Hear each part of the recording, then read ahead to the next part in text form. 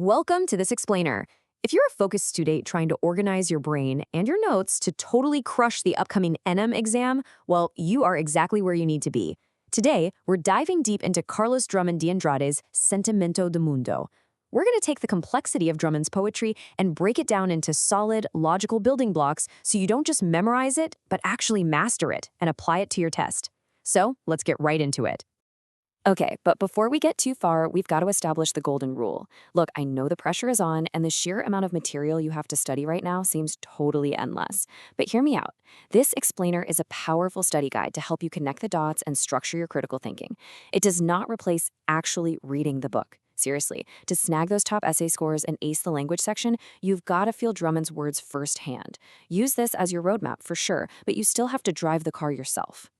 Okay, let's dive into this outline so you can set up your notebooks. We've got 5 parts today. 1. O Sentimento do Mundo. 2. Raízes e Identidade Itabirana. 3. The Urgency of Modern Life. 4. The Past in the City. And finally, number 5, a really solid final tip for the NN.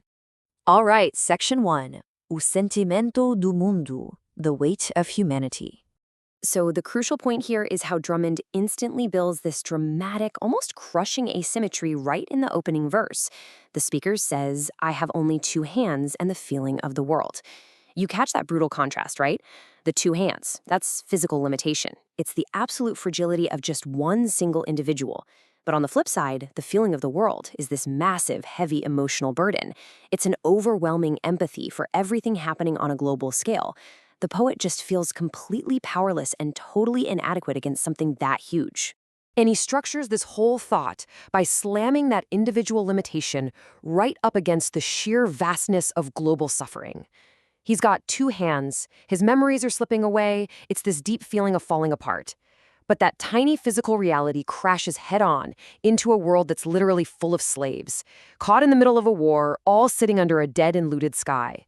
The poetry here is a constant, heavy collision between how small the individual is physically and how suffocating the immense reality of human pain is around them.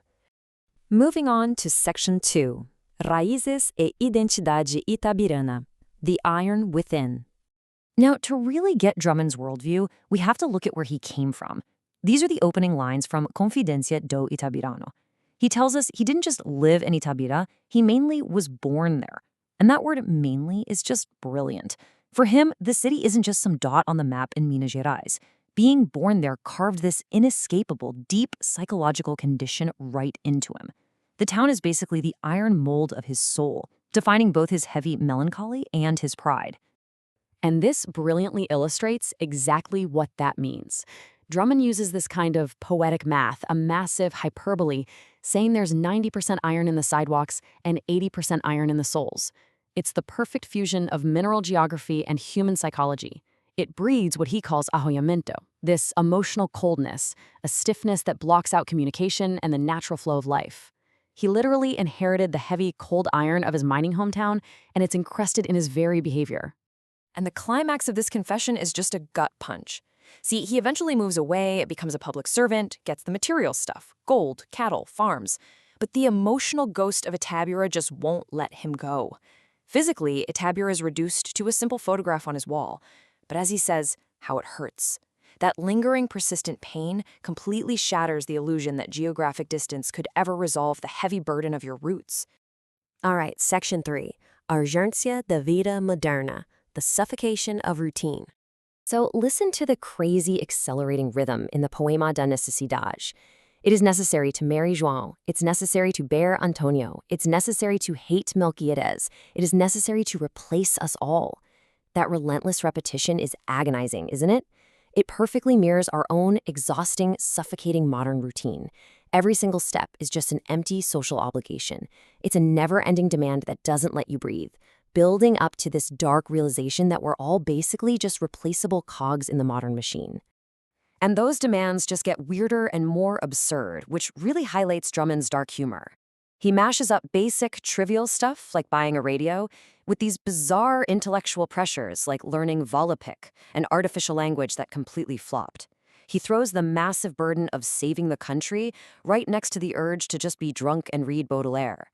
It exposes the anxiety of his era so well. The pressure to just do something is so chaotic that the only logical final task is to announce the end of the world. Which brings us to Section 4, O Passado e a Cidade, History and Alienation.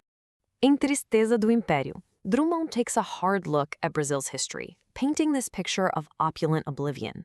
We see an imperial elite completely safe inside a luxury bubble.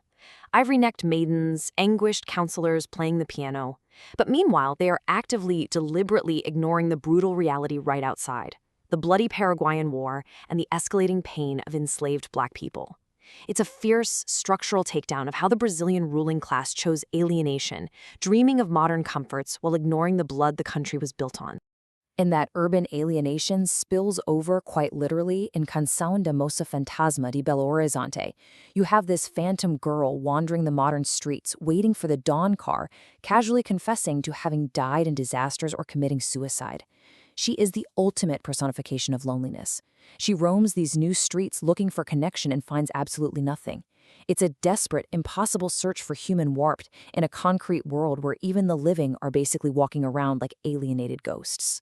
Finally, Section 5, Dica Final para o Enem, Bibliographic Detail. Now, what's really interesting here and super practical for your exam prep is the power of precision. NM graders absolutely love it when students show genuine intimacy with their sources.